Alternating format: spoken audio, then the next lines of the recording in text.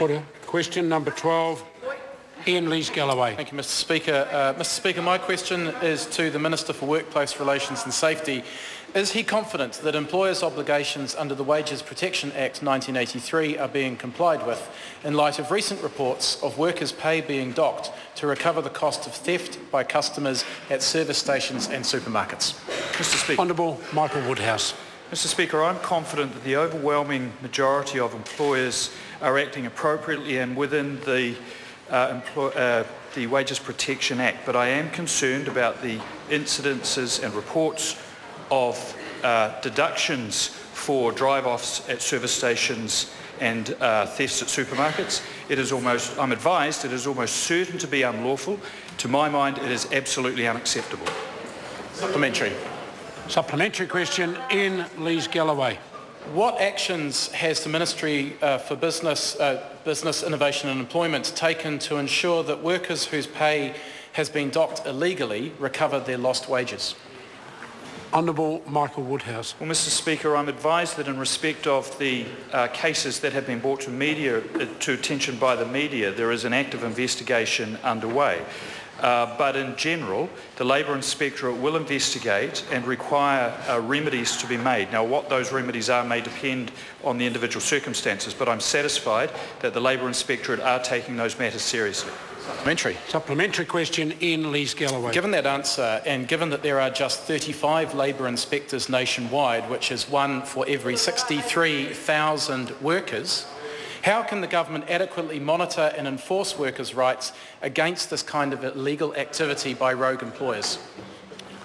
Honourable Michael Woodhouse. Well, Mr Speaker, in Budget 2014 there was a significant increase in the resource available to the Labour Inspectorate, and the number of Labour inspectors is now 41. That's a 24% increase on the Labour.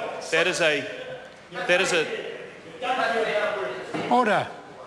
That is a 24% increase on the number of Labour inspectors that are employed by MB from the time we came to office, and I'm satisfied that there are sufficient resources.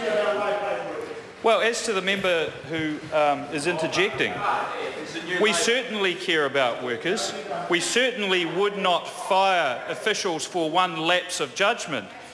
We certainly believe that a 90-day trial is appropriate, but I would certainly not support a 365-day trial.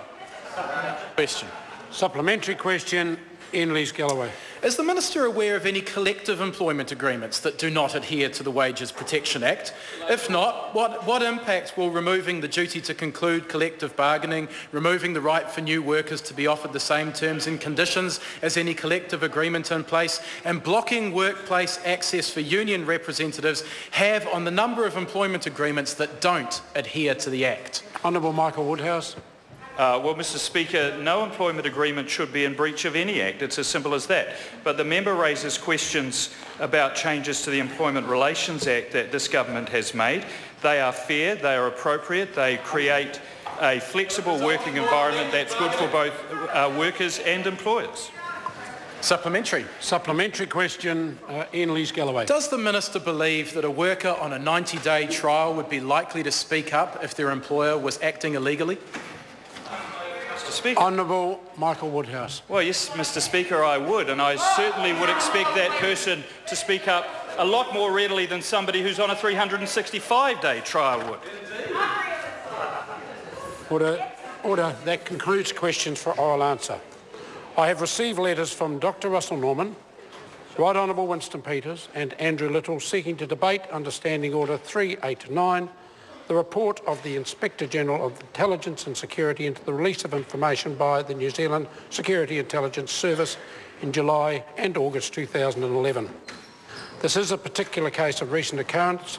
The Inspector-General's report was released today and it does involve ministerial responsibility.